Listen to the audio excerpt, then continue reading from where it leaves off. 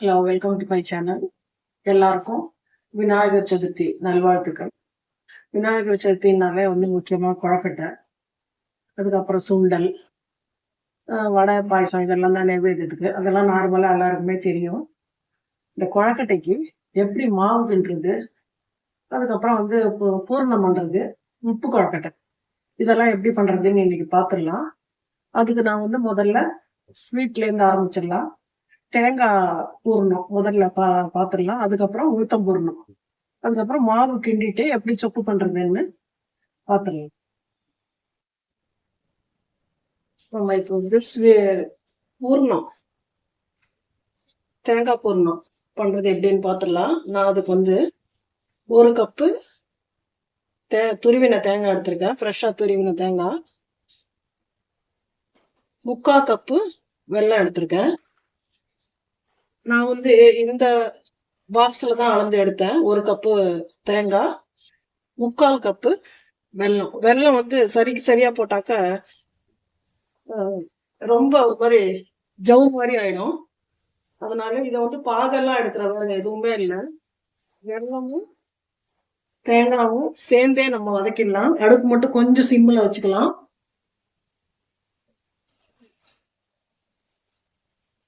ரொம்ப பெருசா இல்லாம பாருங்க, இப்படியே வதக்கினாலே போறோம். இப்படியே நம்ம இந்த வெல்லமும் தேங்காயும் பெரட்டினாலே போறோம்.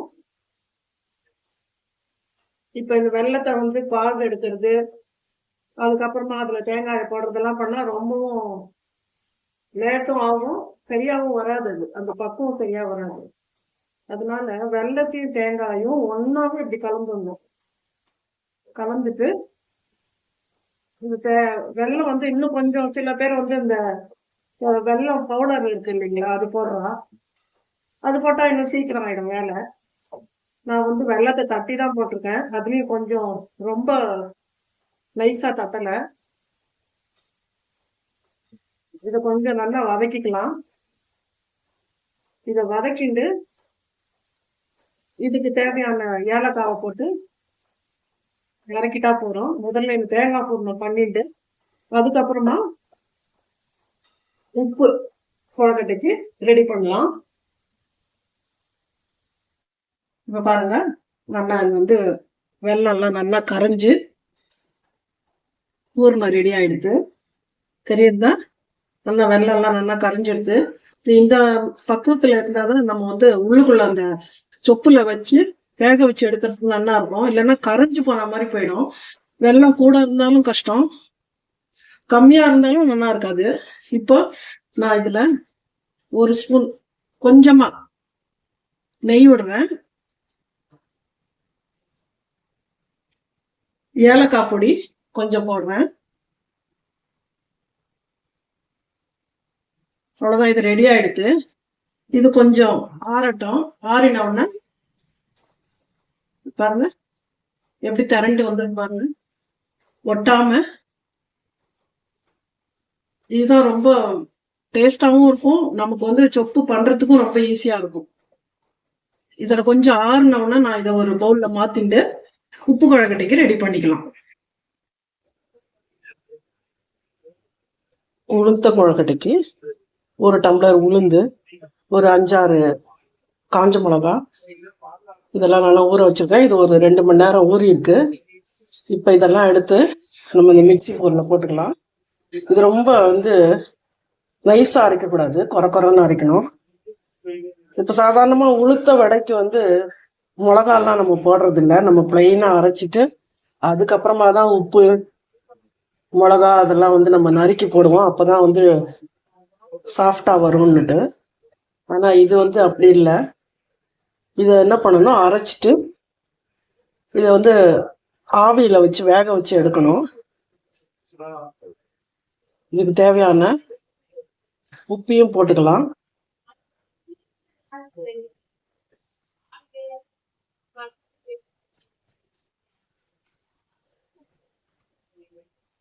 உப்பு கொஞ்சம் போட்டுக்கலாம்.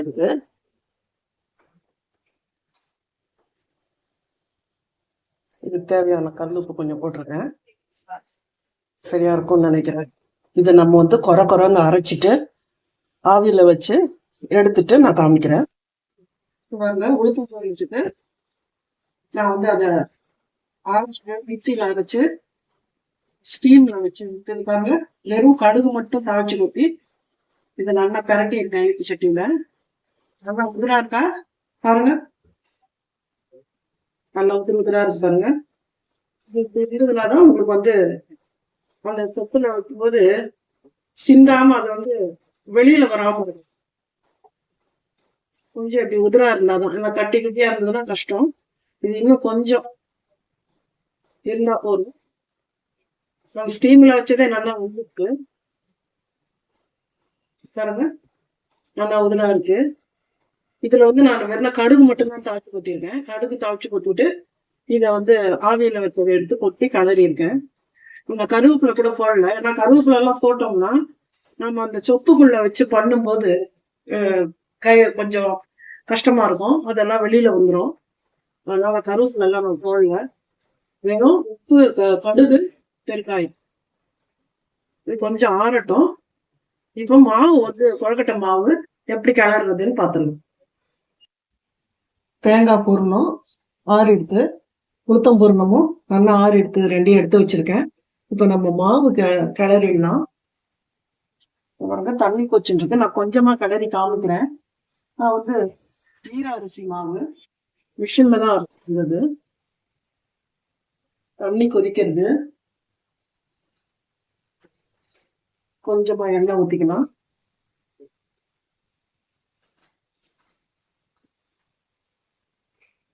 ஒரு கல் போடுறேன்.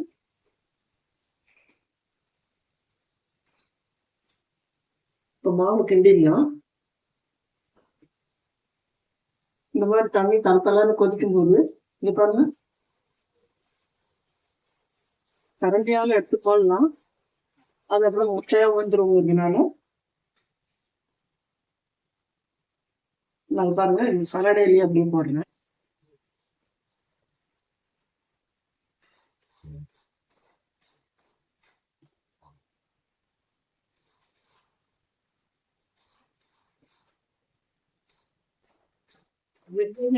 போட்டாதான்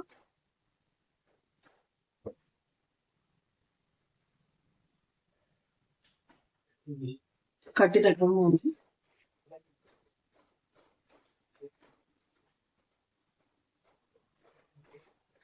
பாத்தீங்கன்னா தெரியும். அடுப்பு சின்னதா வச்சுக்கிறேன். அடுப்பு வந்து சிம்பிளா வச்சுட்டு இருக்கேன்.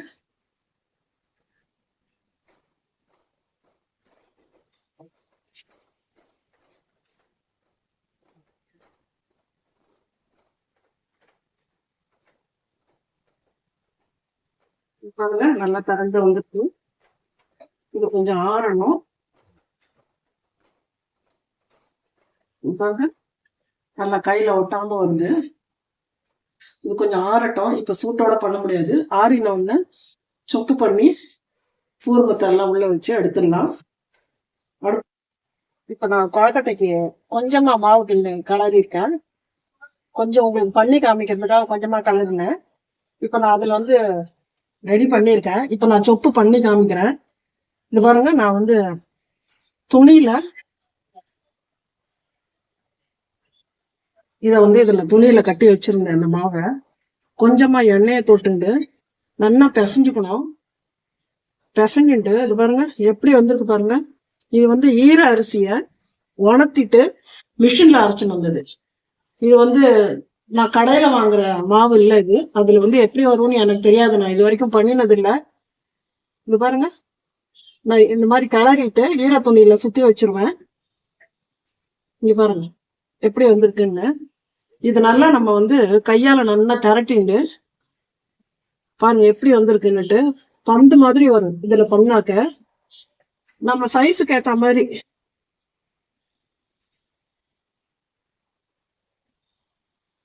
இது பாருங்க. இது ஒரு உருண்டை. நான் உங்களுக்கு இது நான் ஏற்கனவே பண்ணி வச்சிருக்கேன். நான் ஒன்னொன்னு சாம்பிள் பண்ணி காமிக்கிறேன் உங்களுக்கு. ஒரு 4 நாள் பண்ணி காமிக்கலாம்னு ரெடி பண்ணியிருக்கேன். எந்த அளவுக்கு வேணுமோ இந்த அளவு மாவு இருந்தா போறோம். நடுவுல கொஞ்சம் சென்டரா கொஞ்சம் எண்ணெயை தொட்டுக்கோங்க. இது நல்லா காமிப்பா கிட்டக்க.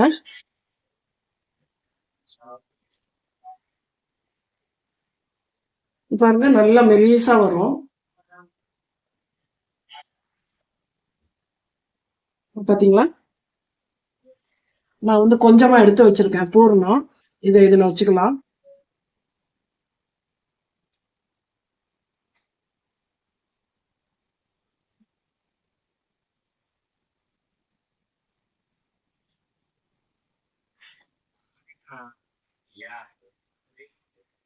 பாத்தீங்கன்னா இனிப்பு கொழுக்கட்டை இதை பண்ணியிருக்கேன். இங்க பாருங்க. உப்பு கொழுக்கட்டையும் அதே மாதிரி ஒண்ணு பண்ணி காமிச்சிடுறேன். கொஞ்சம் மாவு நல்லா பிசைஞ்சுக்கணும். நம்ம கிளறினா கூட மாவு வந்து கொஞ்சம் நல்லா பிசையணும். பிசைஞ்சாதான் அது பாருங்க நடுவுல கொஞ்சம் குழி கட்ட விரலால குழி பண்ணிட்டு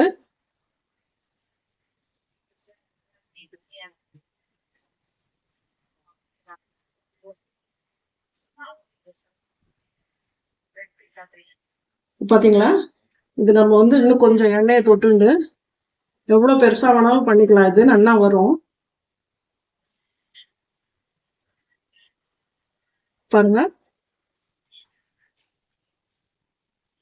உளுத்தம் பூரணத்தை இது உள்ள வைக்கிறேன்.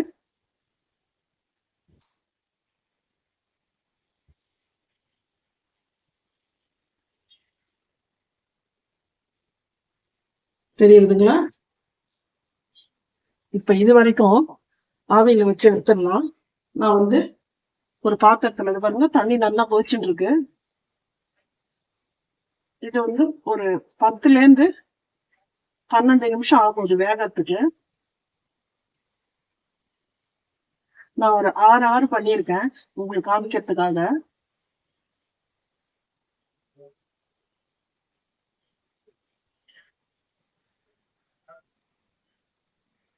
பாத்தீங்களா?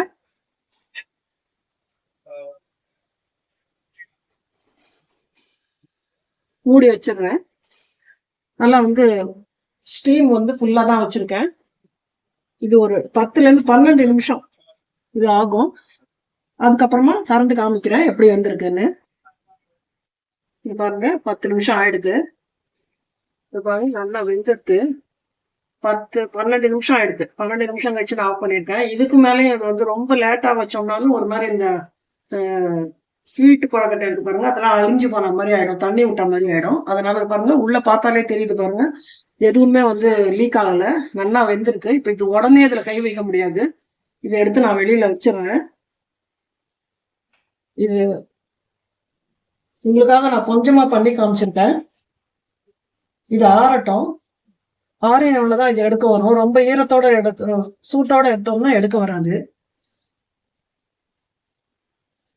நான் கோகுலாஷ்டமி இதுவும் நான் வந்து 1 by 1 எல்லாம் எப்படி பண்றது அளவுகள்லாம் சொன்னேன். அதே மாதிரி இதுவும் வந்து அந்த பூர்ணம் பண்றதுக்கு அளவெல்லாம் சொல்லியிருக்கேன்.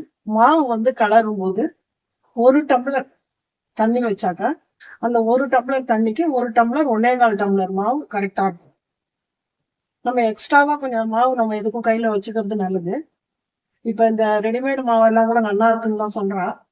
நான் வந்து பண்ணினதுல நான் ஆத்துலயே ஈர அரிசியை நல்லா அரைச்சு காய வச்சு அரைச்சு நான் மிஷின்ல அரைச்சு வந்து தான் பண்றேன். அதனால நான் இந்த அளவெல்லாம் கரெக்டா தான் சொல்லியிருக்கேன் உங்களுக்கு. நீங்களும் இதே மாதிரி பண்ணி பாருங்க. நாளைக்கு விநாயகர் சதுர்த்தி. அதுக்கு முன்னாடி உங்களுக்கு வந்து அது எப்படி பண்ணணும் என்ன ஏதுன்னு சொல்லிடலாம்னுட்டு தான் நான் இந்த வீடியோ போட்டிருக்கேன். இது நீங்க பண்ணி பாருங்க, எப்படி இருக்குன்னு சொல்லுங்க. அடுத்த வீடியோல பார்க்கலாம். எல்லாருக்கும் விநாயகர் சதுர்த்தி நல்வாழ்த்துக்கள்.